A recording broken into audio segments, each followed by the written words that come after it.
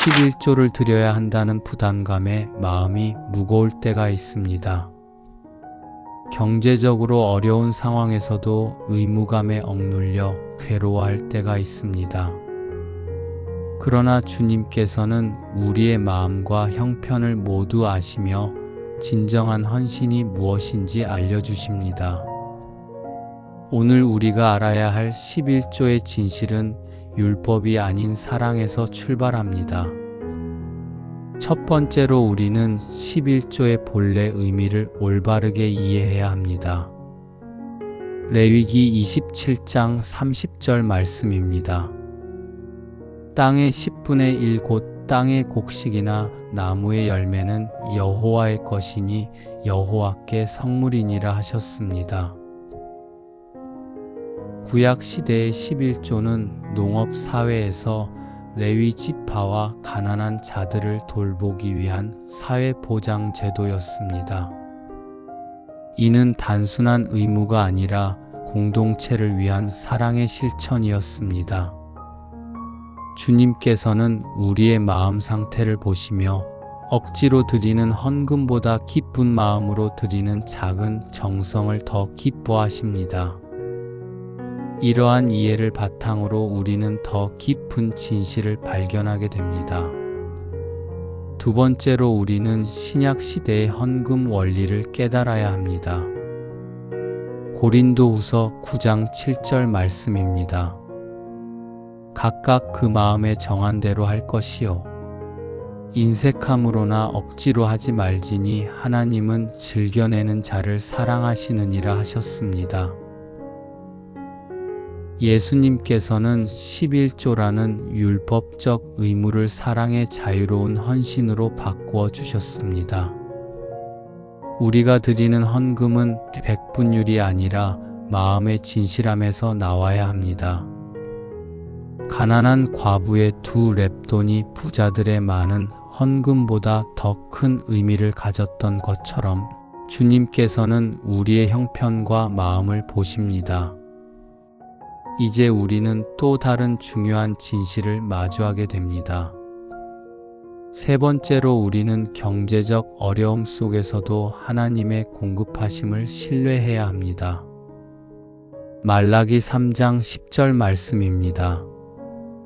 만군의 여호와가 이르노라 너희의 온전한 11조를 창고에 들여 나의 집에 양식이 있게 하고 그것으로 나를 시험하여 내가 하늘 문을 열고 너희에게 복을 쌓을 곳이 없도록 붙지 아니하나 보라 하셨습니다. 하지만 이 말씀이 기계적인 공식이 아님을 알아야 합니다. 하나님의 복은 물질적인 것만이 아니라 평안과 기쁨, 건강과 관계의 회복으로도 임합니다. 우리가 진정 어려운 상황에 있을 때 주님께서는 우리의 마음을 보시며 다른 방법으로도 하나님께 영광을 돌릴 수 있음을 알려주십니다. 그러나 이보다 더 중요한 것이 있습니다. 네 번째로 우리는 헌금의 진정한 목적이 교회 공동체를 세우는 것임을 깨달아야 합니다. 사도행전 2장 46-47절 말씀입니다. 날마다 마음을 같이하여 성전에 모이기를 힘쓰고 집에서 떡을 떼며 기쁨과 순전한 마음으로 음식을 먹고 하나님을 찬미하며 또 온 백성에게 칭송을 받으니 하셨습니다. 초대교회 성도들은 자발적으로 소유를 나누며 공동체를 이루었습니다. 11조는 목적이 아니라 수단입니다. 가난한 자를 돌보고 복음을 전하며 성도들을 양육하는 것이 진정한 목적입니다. 우리의 헌금이 이러한 선한 목적을 위해 사용될 때 하나님께서 기뻐하십니다. 이제 우리가 직면해야 할 현실이 있습니다. 다섯 번째로 우리는 교회의 재정 투명성과 올바른 사용에 관심을 가져야 합니다. 고린도전서 4장 2절 말씀입니다. 그리고 맡은 자들에게 구할 것은 충성이니라 하셨습니다.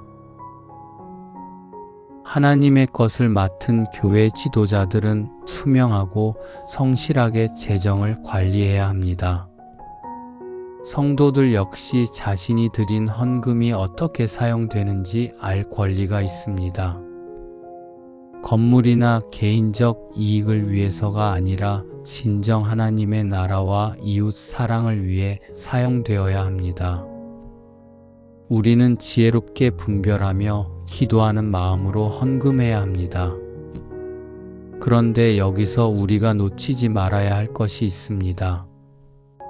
6번째로 우리는 물질보다 더 소중한 헌신이 있음을 기억해야 합니다. 로마서 12장 1절 말씀입니다.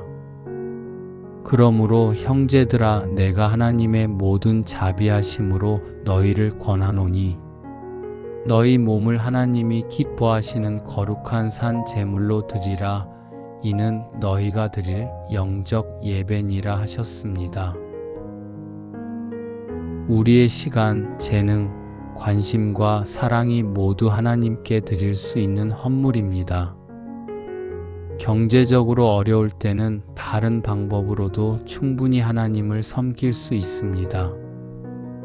기도와 섬김, 위로와 격려를 통해서도 하나님께 영광을 돌릴 수 있습니다. 주님께서는 우리의 전인격적인 헌신을 원하십니다. 이제 가장 중요한 진실을 마주해야 합니다. 7번째로 우리는 하나님의 사랑이 조건부가 아님을 확신해야 합니다. 로마서 8장 38-39절 말씀입니다.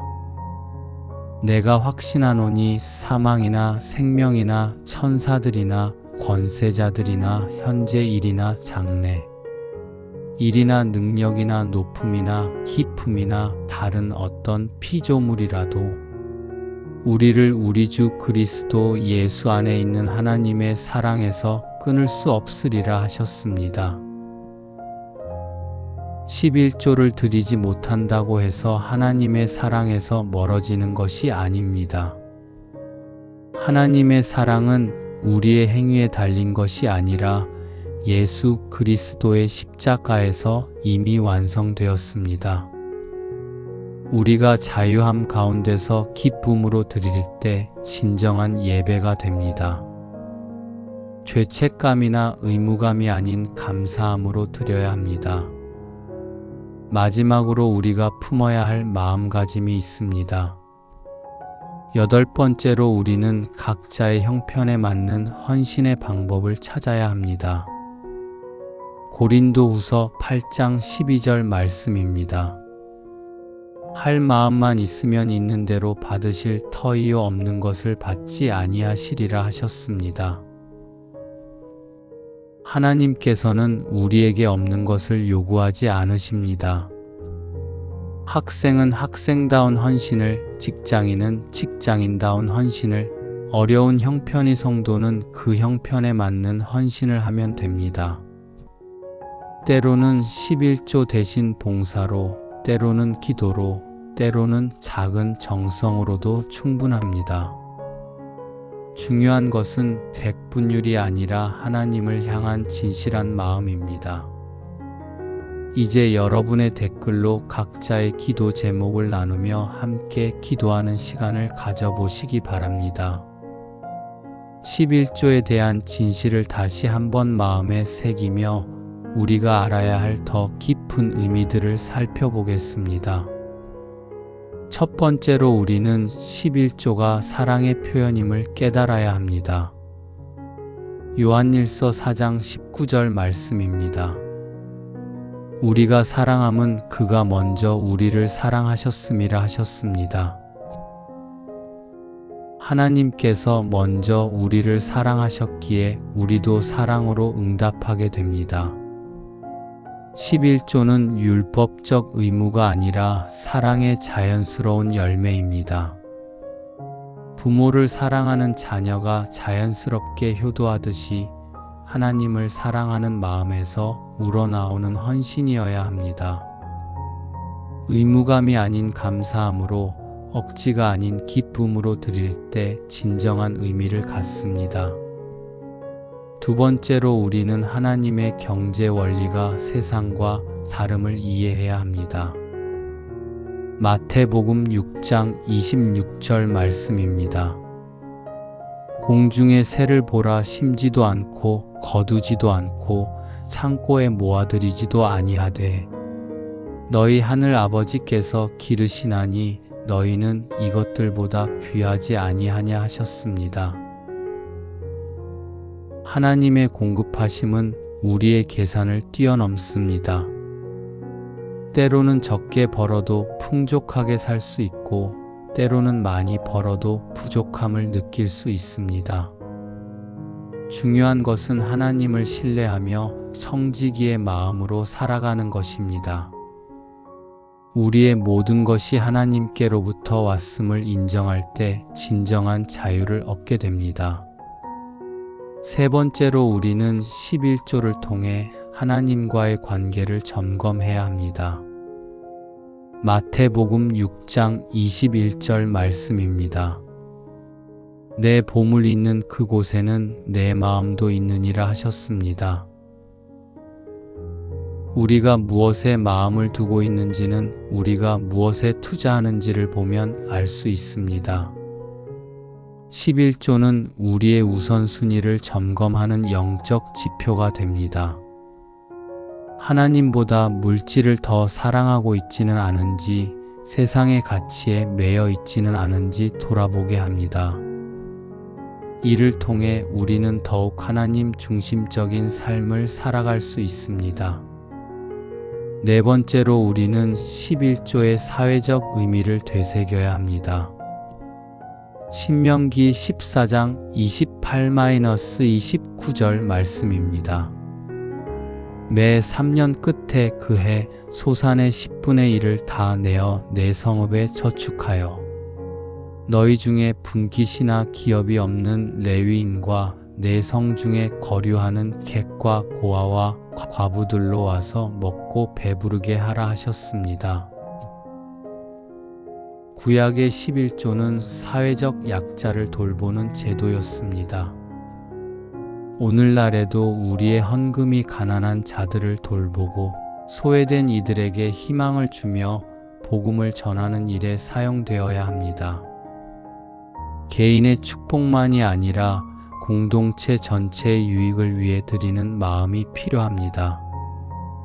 다섯 번째로 우리는 11조를 드릴 때의 마음가짐을 점검해야 합니다.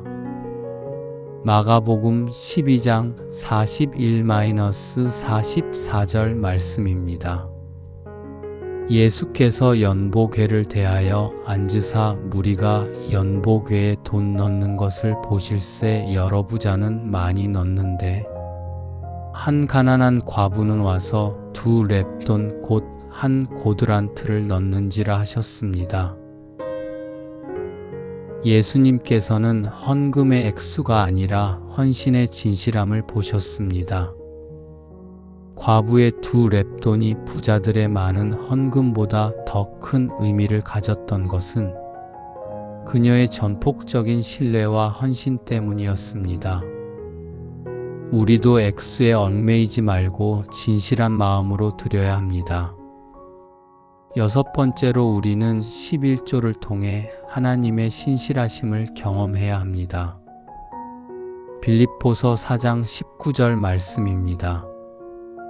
나의 하나님이 그리스도 예수 안에서 영광 가운데 그 풍성한 대로 너희 모든 쓸 것을 채우시리라 하셨습니다. 하나님께서는 우리의 필요를 아시고 채워주십니다. 때로는 물질적으로, 때로는 영적으로, 때로는 관계를 통해서 공급해 주십니다. 우리가 먼저 하나님을 구하고 의를 구할 때 모든 것이 더하여 주어집니다. 이는 기계적인 공식이 아니라 사랑의 아버지께서 주시는 약속입니다. 일곱 번째로 우리는 11조를 통해 감사의 마음을 표현해야 합니다. 시편 50편 14절 말씀입니다. 감사로 하나님께 제사를 드리며 지극히 높으신 이에게 내 서원을 갚으라 하셨습니다. 우리가 드리는 헌금은 하나님께 대한 감사의 표현입니다. 생명과 건강, 가족과 직장, 모든 것이 하나님의 은혜입니다. 이러한 감사함이 마음에 가득할 때 자연스럽게 헌금하고 싶은 마음이 생깁니다. 감사는 우리 신앙생활의 기초이며 11조는 그 감사를 구체적으로 표현하는 방법입니다. 8번째로 우리는 11조를 통해 하나님 나라의 확장에 동참해야 합니다. 마태복음 28장 19-20절 말씀입니다. 그러므로 너희는 가서 모든 민족을 제자로 삼아 아버지와 아들과 성령의 이름으로 세례를 베풀고 내가 너희에게 분부한 모든 것을 가르쳐 지키게 하라 하셨습니다. 우리의 헌금이 복음 전파와 제자 양성, 선교와 구제 사업에 사용될 때 하나님 나라의 확장에 동참하게 됩니다. 이는 단순히 교회 운영비가 아니라 영원한 가치를 위한 투자입니다.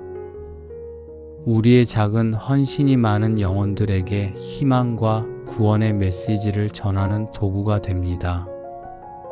11조에 관한 이 모든 진실들을 다시 한번 정리하며 마음에 새겨보겠습니다. 첫 번째로 우리는 11조가 하나님과 나 사이의 개인적 약속임을 깨달아야 합니다. 전도서 5장 4절 말씀입니다. 하나님께 서원하였거든 갚기를 더디하지 말라. 하나님은 우매한 자들을 기뻐하지 아니하시나니 서원한 것을 갚으라 하셨습니다. 우리 각자가 하나님 앞에서 결정하고 약속하는 개인적인 헌신입니다. 다른 사람과 비교하거나 외적인 압박에 의해서가 아니라 하나님과 나 사이의 진실한 약속이어야 합니다.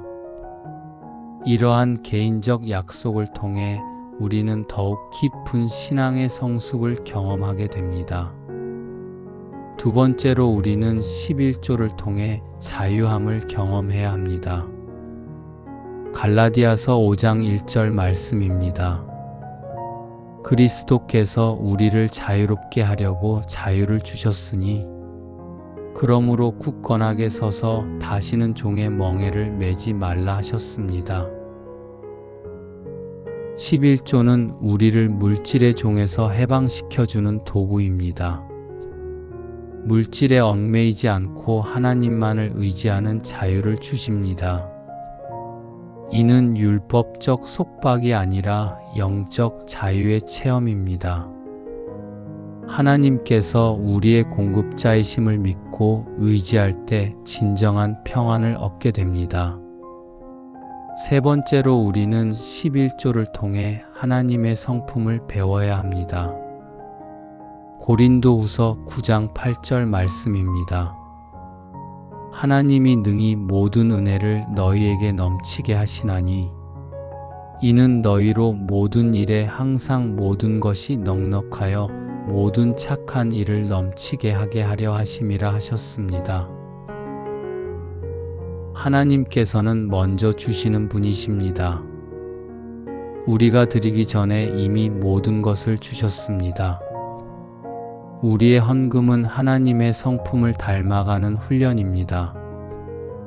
받는 것보다 주는 것이 더 복되다는 예수님의 말씀을 실천하는 길입니다.